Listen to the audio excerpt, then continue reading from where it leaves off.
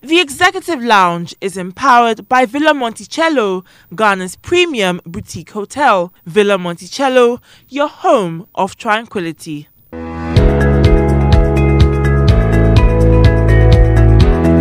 Is this something you learned? Were you born an entrepreneur? You got to start small. I have not allowed being a woman to hold me back.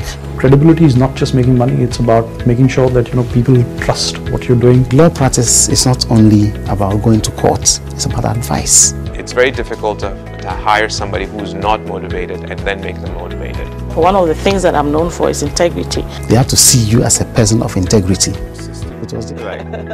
Welcome to the Executive Lounge. I'm Dziffa Ametam.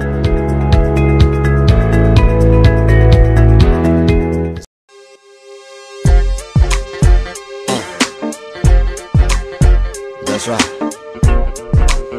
Reality check, you know what I mean? Hello, welcome to the Executive Lounge. My name is Dziffa Ametam. This is the business leadership show that brings you nuggets and insights from captains of industry, men and women who have scaled the daunting hurdles of managing and growing businesses and enterprises in different sectors of our economy. Today we're joined by Dziffa Ametam. She's the founder of Dziffa.com. Dziffa is spelled with a double F. It's D-Z-I-F-F-A. And social enterprise transforming the way we shop for African goods by aggregating the most authentic brands in Ghana and bringing them all into this one online place. Now, the cool thing about this woman is that she's only 24 and she has big dreams. There's certainly a number of lessons that you and I can learn from her story. Welcome to the Executive Lounge. Thank you. How has it been? Interesting. It's been a great year. Yeah, I can imagine. As a 12-year-old, you left the shores of Ghana to the United States of America. Mm-hmm. What was it like growing up here before you left? I enjoyed growing up in Ghana. I think there are a lot of cultural values, a lot of standards that we had to live up to when we were in school, and it was a bit sad that I had to leave because my dad believed the only way I could succeed was to actually get out of the continent. And if I just stayed here, I would have limited opportunities to actually achieve whatever I wanted. It's quite interesting that you said your dad believed. Does that mean that growing up now, you look back and think that you still could have done what you're doing now? That's the reason I came back. I think we need to create more opportunities in our economies so that when young people are growing up, they don't have to settle for an industry they think can get them a job. They can go after what they're looking for. But if these industries are not even created yet, then you're very limited. So it's really up to, I guess, my generation to create more opportunities for the upcoming generation to find whatever it is that they dream of in Ghana and not have to leave. What's your family like? What's the makeup? So I have a sister and I have 4 brothers, so it's 6 of us, and then my mom and my dad. It must be a pretty interesting household. Yeah, depends on how you look at it. Yeah. Okay. Well, help us. Give us a snapshot of what growing up with 5 other siblings was like. It was nice. I mean, it was pretty awesome. We started off on a great footing. My dad was the captain of the Obuasi gold mine, so I went to Naji's Angels in Obuasi. We stayed in Sam Jonas. We had a pretty great life until my dad lost his job, and then just like stark poverty, like nothing, absolutely nothing. And then my dad just took everything we had to go to the US because he needed to start over. So as a child, going from having everything you want to nothing because your dad was laid off was a bit hard to understand. And even when my dad would tell me that I'm in the US working I'm an immigrant, so I have to make very little money to survive, I just couldn't understand why there weren't any opportunities in his own country for him to get back on his feet. Wow. So, yeah. That must have been an interesting shock, but how did you adjust to the change of being there and having everything that you want, and then suddenly having to, you know, scrape to survive? I think that's the beautiful thing about being a child, is that you're really creative. You don't really think, you don't pity yourself. And I think that's one thing I learned at a very young age, is you might be in a circumstance that's not great, but you know that you'll not be in it forever. So you know that you would eventually get out. So you don't give yourself a chance to pity yourself, and you don't get stuck there. You try to find ways to be better so that you can move past it. Right. Let's transition to your time in the States. So you get there at age 12, pre-puberty, young child from Africa with an accent. What was it like living in the States? It was depressing. I'm not even gonna lie. It was extremely depressing. It was the first time in my life that I actually saw myself as a black person, and I didn't even know what that meant.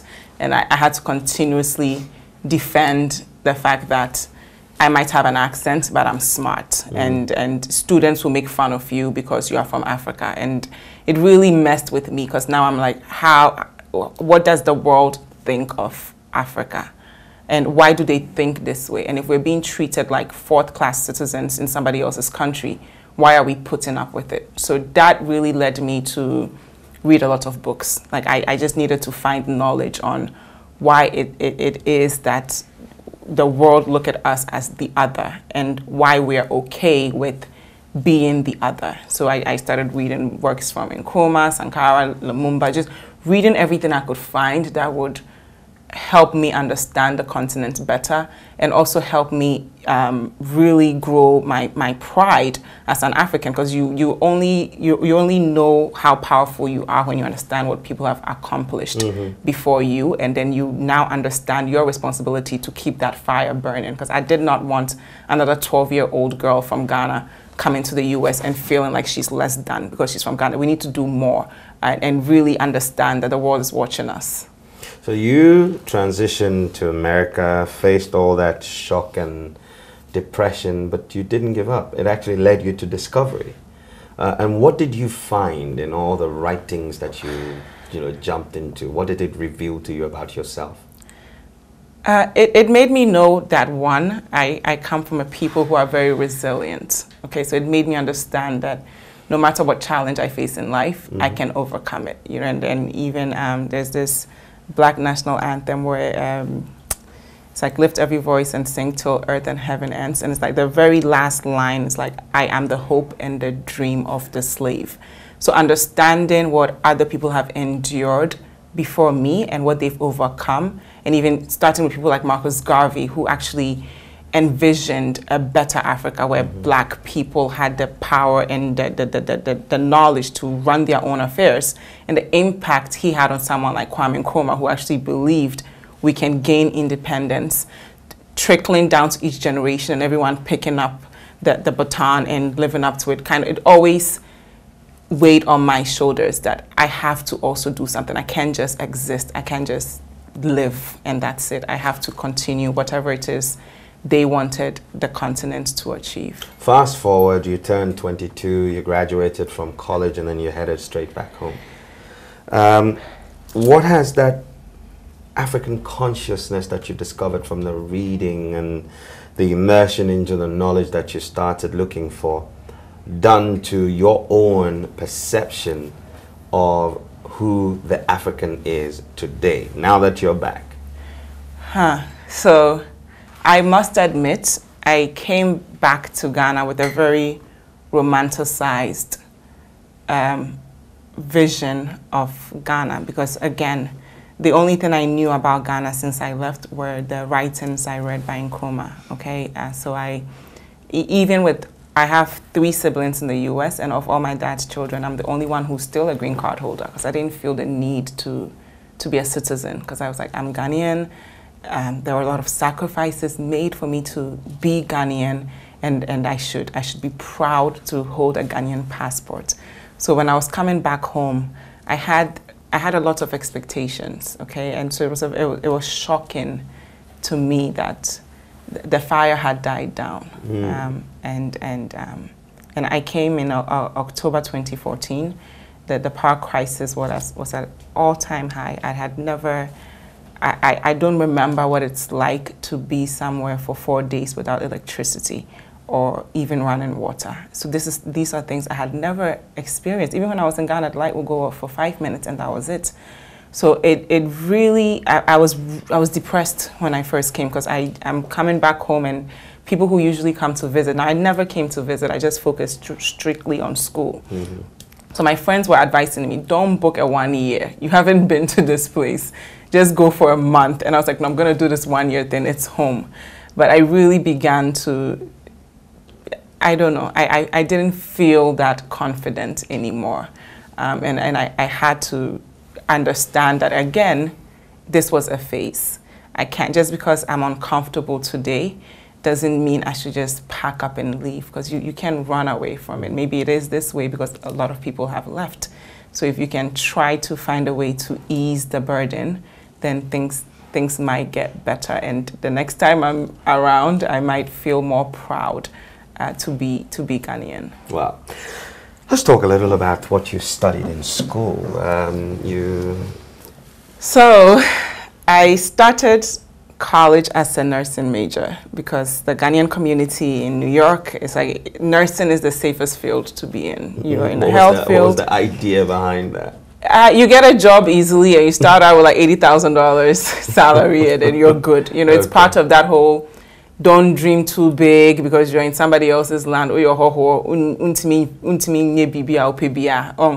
just go and then you do the nursing thing and then you get into the health field and you have your stable salary, you have everything, and it's very risk averse. It's a very safe space. Now, because a lot of people want to be nurses, a lot of schools' nursing programs are extremely competitive. They take the best of the best of the best, and then if you don't get in, then you just fall back on something. So freshman and sophomore year was really, I need to get into this program because I need to get a good job, okay? And then I took electives, and I will take African economic history, and I find that when I'm doing assignments for these classes, I enjoy it. It's not a task. It's something I really want to do. I want to find out what happened with Ghana's economy, what went wrong. At some point, we had everything we needed. We had control over the supply of cocoa. We didn't have to borrow anybody's money. Why are we so poor right now? Why aren't we in the Security Council? All these questions. I actually enjoyed writing papers for my history, my political science, my economics class. But then when I have to study for science, it was a task. It's like, now I got to memorize this chemistry and memorize this biology. I was a chemistry tutor, so I was a good student, but it wasn't something I enjoyed. It wasn't something that intrigued me. I was just doing it because I wanted a safe job. So once I got into the program, I was like, can I live my life this way? Can I live the rest of my life not fulfilling my curiosity about things that I'm passionate about, things that I want to change, just because I want to have a safe job and have a safe family and a safe life? Or can I just let my curiosity run wild and learn, you know? So junior year, I decided I'm gonna just not do science and I'm going to double major in economics and political science, because you cannot understand the politics of a country without understanding the economy. So if you now understand where the country is right now, then you understand the economic factors that are driving whatever it is that's going on in the country. So now I had 2 years to finish 2 majors because I just wasted all of my science credits. But thanks be to God, I still graduated on time with honors. So, that's great. So you graduated with a double major in economics and political science. And economics, that's right. Then you came home. Yes. And started Dziffa.com. Yes. So before I graduated, I got into a program with the American Economic Association.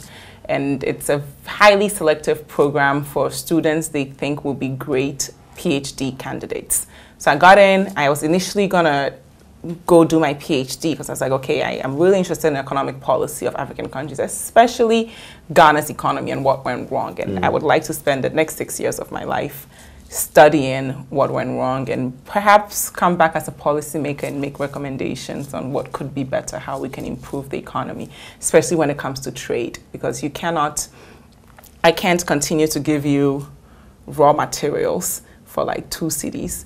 You manufacture it in your house, and then I buy it back from you for 20 cedis. I'm always going to be broke. So I was really interested in how we interacted with the world, especially now, because when we first got our independence, the world wasn't interested in getting finished goods from Africa. The world just wanted raw materials. So we were forced to maintain the colonial division of labor, where we're just exporting cocoa and we're exporting gold and we're exporting whatever raw materials we have, and then having them use their knowledge and their whatever resource they have to manufacture these products and then give it back to us for a gazillion times the price. So that's what I was really interested in. But when I graduated from college, I was like, I haven't been to Ghana, I haven't been to any part of Africa since I left when I was 12. Do I really know what's going on? So I have to at least spend a year there, just randomly understanding the industry that I'm fascinated by. And then when I decide to go apply for a PhD program, I have more practical knowledge than what I'm learning from books. So the initial idea was just spend a year here, figure out what's going on, especially now that the diaspora wanted to buy African products. How has that impacted local businesses? And then based on that, go learn more in a PhD program. In the end, you did 2 years. We're going to take a short break, and when we come back, we're going to get to the bottom of the Dziffa.com story, how the flights of curiosity has brought Dziffa Ametam to start a website that aggregates some of the best authentic Ghanaian brands and make it easy for you and I to buy African products. We'll be back after this.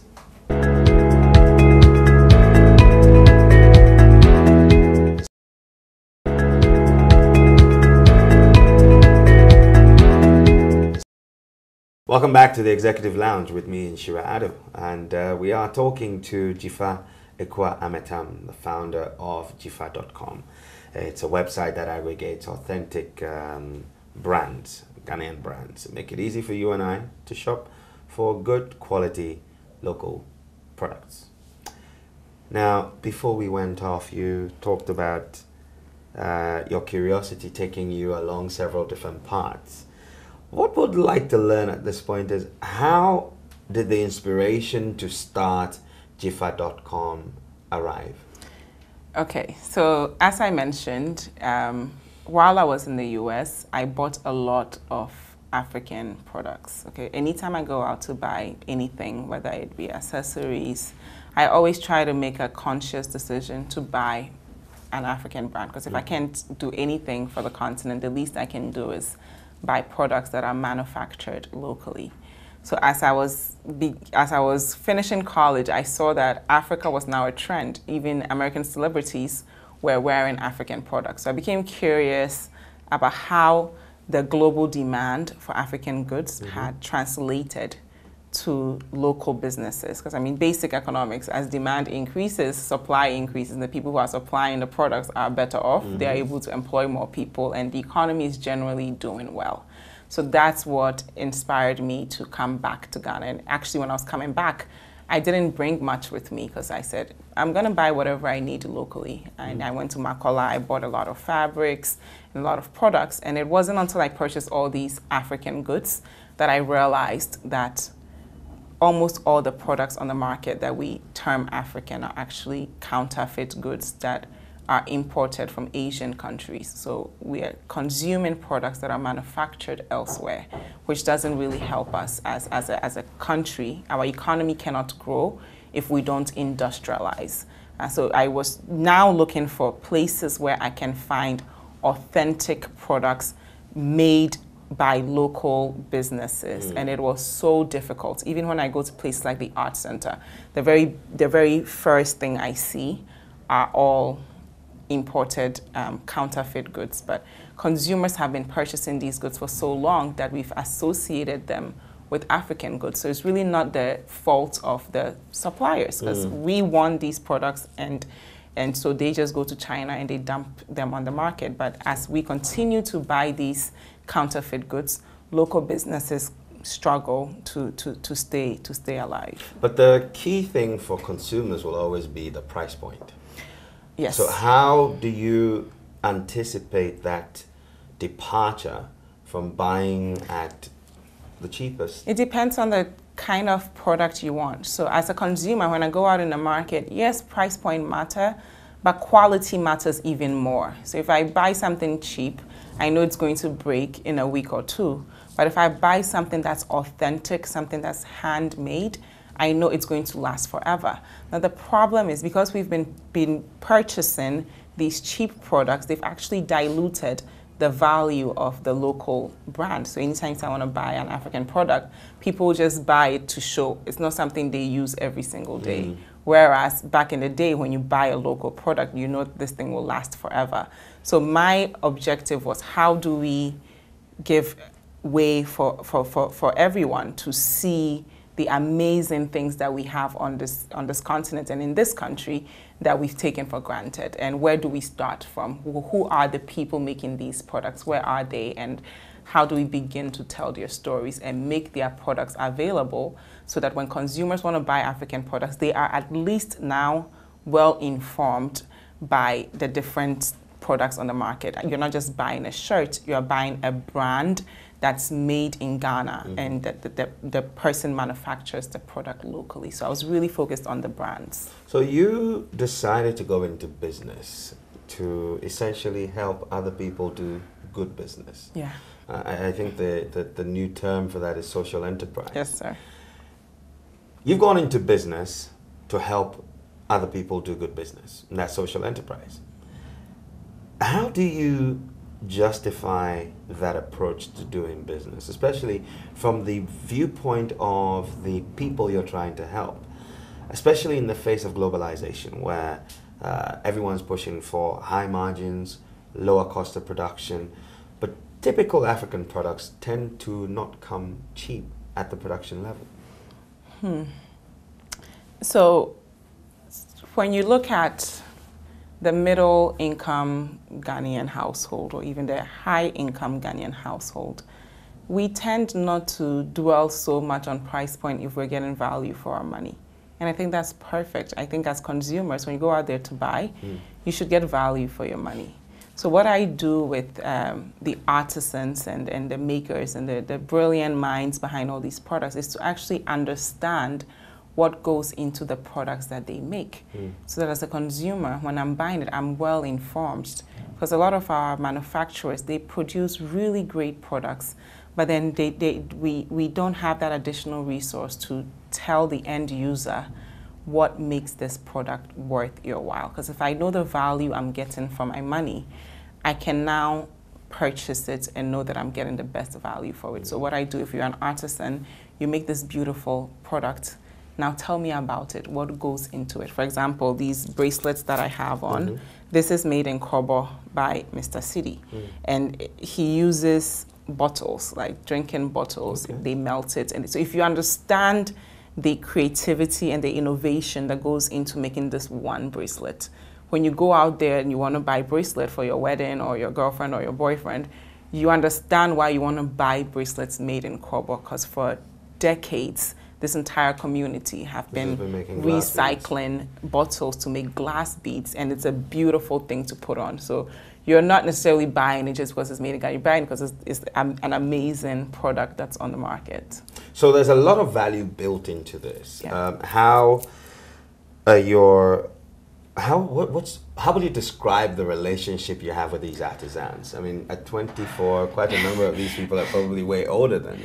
Yes, so and they're setting their ways of doing things specific ways. That's the surprise, actually. A lot of the artisans are extremely open to innovation. They've been in this sector for a long time, and they're really tired of people just coming to take advantage of them. Okay, people just come in, take their stuff, do whatever they want with it. So it mattered that I stayed in Ghana. It mattered that I didn't just stay in the US and just come here for 1 week and take their stuff and do whatever I want with it, but actually understanding them. And I've written a series of blog posts about all the suppliers on our website. You can find it on Dziffa.com.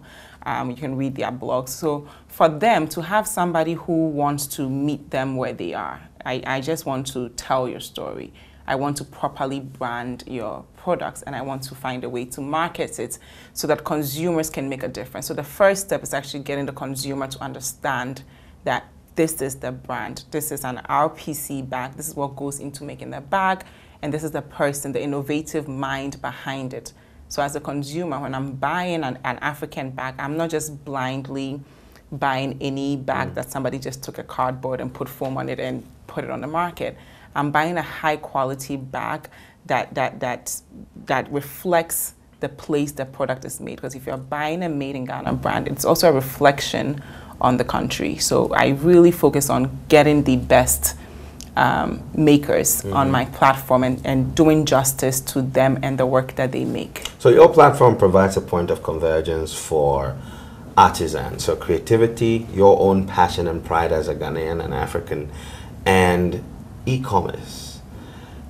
What has that journey been like? Are we an e-commerce savvy society? Do you sell more to Ghanaians, or what's the business like? So I think anyone who has Facebook and Instagram and Twitter and WhatsApp is tech savvy. If you can do those things, consumers want ease.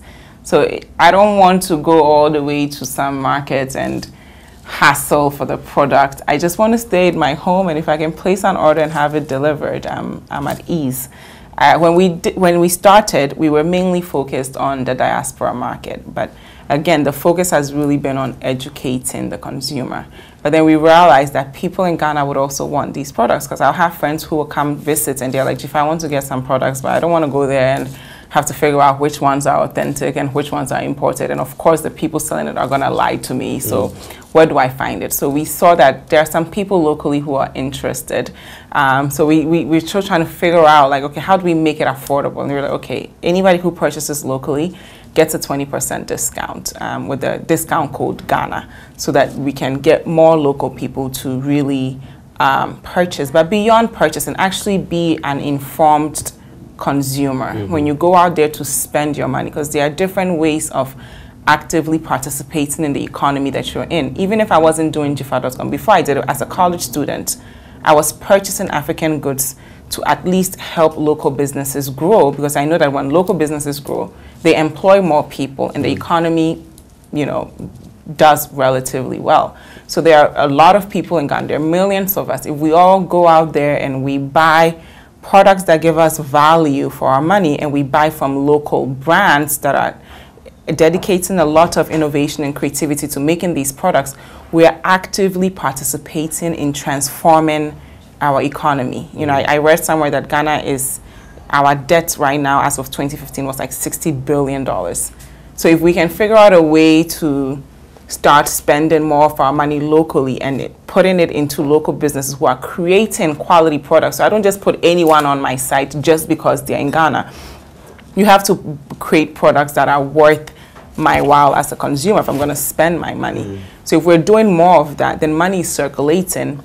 Hopefully our economy is getting better, and brings back to where we started. More Ghanaians won't have to feel like they need to leave the country for a better life, because then they are in their own country and things are happening. But the citizens have to actively participate too, even if it's as simple as buying local brands that give you value for your money. Well, I feel really good about wearing an African print shirt today, made in Ghana. And we're going to take another break. But when we come back, I would like us to explore the concept of social enterprise and its place in the development, curve of a country like Ghana. It seems to be the new thing that you tend to find around. Is it truly a panacea, or it's just another fad that's passing? We'll be back after this.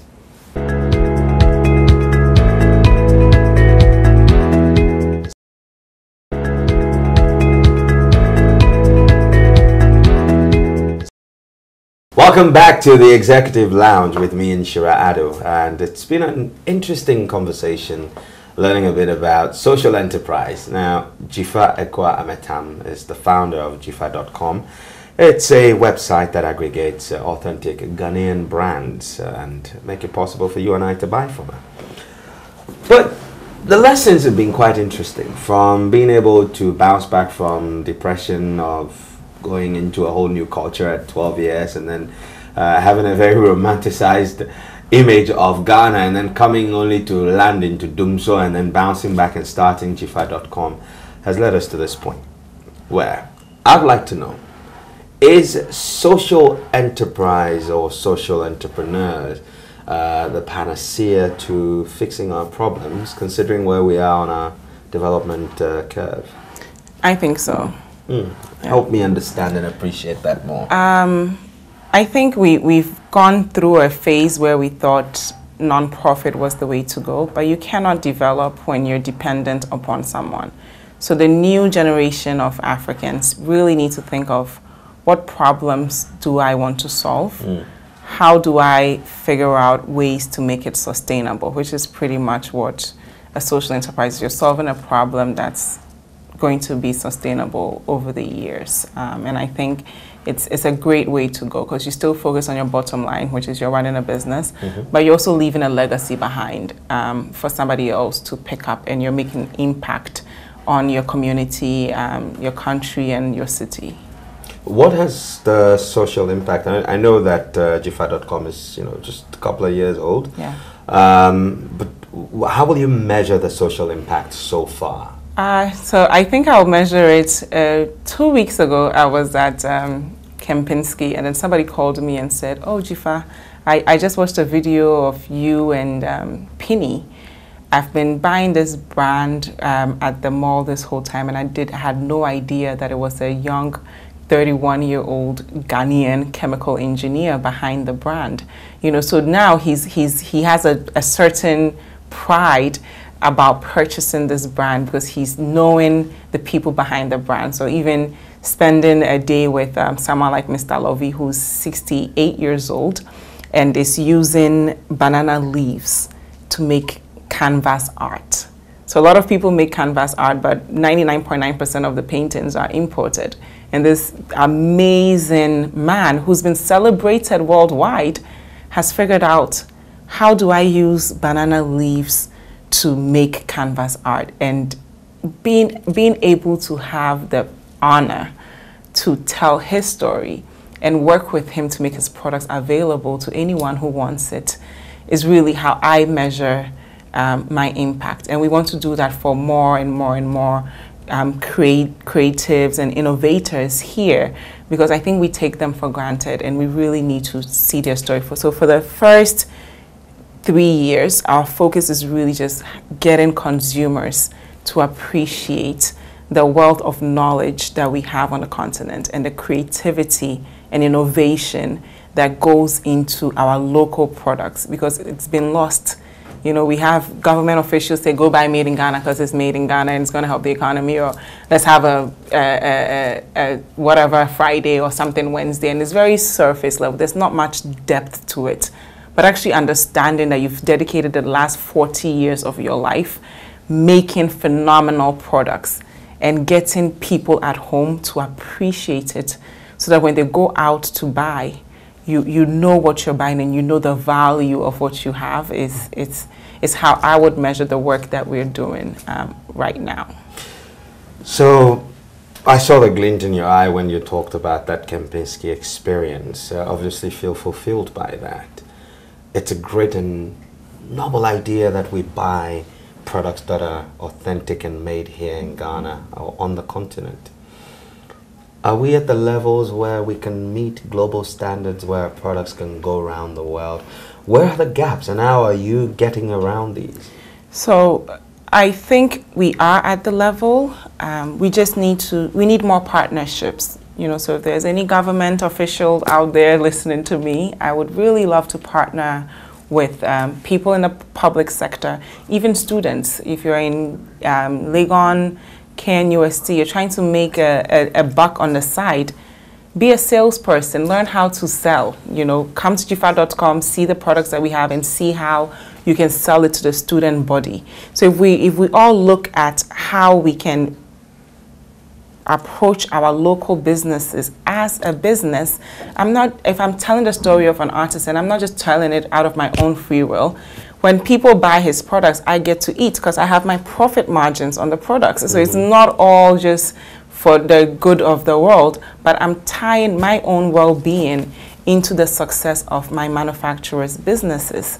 So coming back to your point, yes, we have GTP. GTP is probably owned by the Ghanaian government, and it's a local textile printing company. We have batiks, we have kente, we have batakari. But why is everybody wearing dashikis everywhere you go? Dashikis are made in China. You know, if I go to Brooklyn and people are proudly wearing dashikis, or Harlem and people are wearing dashikis, I can excuse that. But I can't come to Ghana and see our artists wearing dashikis. You're Ghanaian, you know better. Why are you wearing something that that contradicts the pride you're trying to show? Buy kente, buy fugu, buy batakari, buy batik if you can't afford all these products. Batik tie and dye is not that expensive. So really honing in on, even on the global level, when people want to buy African products, know that you can buy GTP or you can buy CD beads. And these are products we can produce in large volumes, because communities used to make these before the demand decreased. There are communities where you go and the entire town specializes in making kente. Now, if the demand for kente didn't just happen when I want to get engaged or I want to have a wedding, these people will have a constant income coming in because people are buying kente on a regular base. Same thing with people who make leather and straw bags. So how do we not just buy these products just for occasions, but add them to everyday stuff? And that's how we leverage. We just signed the Africa Growth Opportunities Act 2 years ago. The first time we signed that act, we didn't do much with it. You know, and this time around, they were focusing on garments, and a lot of the garments aren't even really Ghanaian. It's more like Chinese fabrics again. But the reason why they couldn't really focus on the local industry was because it wasn't properly structured. And here I am working to really structure it so that when they are looking for people to use and tap into the AGOA Act and really supply large volumes of products, we can take it. We can now say, let's send Yao Jemfi's Pini instead of just raw shea butter out of Ghana. Let's send Tema products instead of raw shea butter. Let's really send finished goods, because it's in sending finished goods outside the continent that we grow our economy and really benefit. But if we continue to just specialize in raw materials, then we are right back to where we were in 1957, except now we can't really blame anyone. You know, it's all there. There are enough Black people all over the world that want our stuff. So how do we get it to them, and how do we even start at home? We can't tell people abroad, buy African authentic goods, when we are not really appreciating the value that's right in front of us. So you're looking to help people and help yourself in the process. Yes. But you're not only doing this through Dziffa.com. You also do teach at the Meltwater Entrepreneurial School of Technology. Yes. We like to call it MEST. Yes, it's please. easier that way. What do you do at MEST? I teach communications at MEST. So I work with entrepreneurs from Ghana, Kenya, South Africa, and Nigeria. All of them are college graduates. They've been in the working field for a couple of years, and they're really trying to find local solutions to global problems using technology. Now, my story is I was fascinated with the economy and trade with the world, and I try to solve that problem with Dziffa.com. So I'm using an e-commerce platform to make it easy for us to shop African goods. Now, everybody at MEST has a story. They have something, whether it be global or regional, that they would like to solve, and they're trying to figure out how to use technology to solve that problem. So my job at MEST is to really work with the entrepreneurs to understand the problem they're solving deeply. Okay, so as an entrepreneur, yes, you want to make profit, but empathy is really important. Okay, you have to empathize with the person that you're creating a product for, understand their pain point, so that when you finally have the product in the market, it's easy for them to adapt it, because you're creating something for them, and it's in solving that need for them that you grow a profitable business. So really getting them to understand that you're building a legacy. You're not just doing something, let me just hustle and make some money now and then close it. It's a long-term journey, and your first couple of years, it's going to be extremely hard, but you always have to keep in mind what you're trying to do. And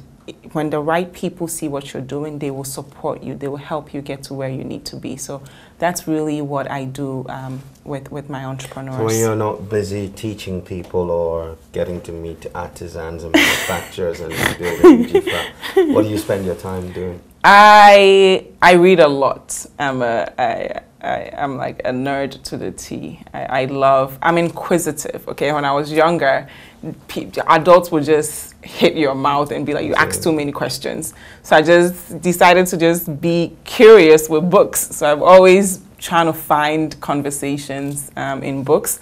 I love documentaries. I like to take a walk at Abri. I like to explore Ghana, actually. So sometimes I'll be at Bojo Beach, or I'll be at Abri, or just randomly exploring the country. I just hop in a trotro. Yeah, I just get on a trotro and go to Ho or Hohoi or anywhere, Petoi or Vakpo, and just randomly hang out and have conversations with different people.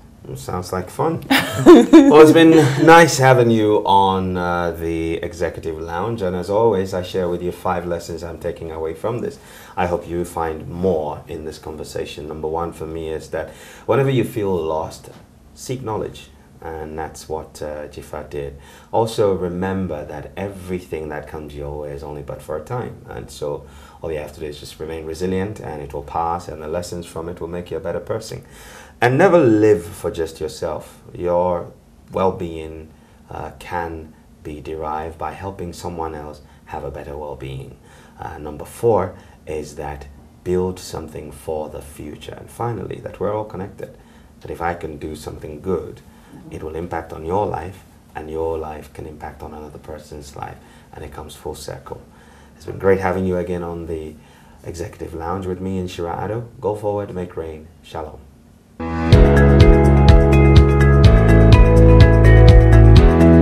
Is this something you learned? Were you born an entrepreneur? You got to start small. I have not allowed being a woman to hold me back. Credibility is not just making money, it's about making sure that people trust what you're doing. Law practice is not only about going to court, it's about advice. It's very difficult to hire somebody who's not motivated and then make them motivated. One of the things that I'm known for is integrity. They have to see you as a person of integrity. It was right. Welcome to the Executive Lounge. I'm Inshira Ado.